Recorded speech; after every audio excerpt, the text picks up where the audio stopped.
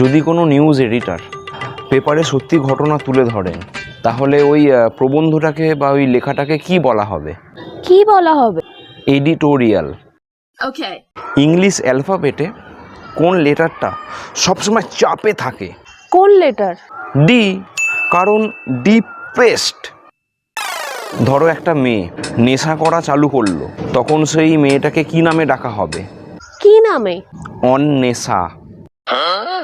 একটা পরিণামের মেয়ে যদি খুব খাটাখাটনি করে, সেটা দেখে লোকে কি বলবে? কি বলবে? পরিশ্রম করছে। ধরো একটা ছেলে ব্লু কালারের জুতো পরে আছে, তাহলে ছেলেটার নাম কি হবে? কি হবে? সুনীল।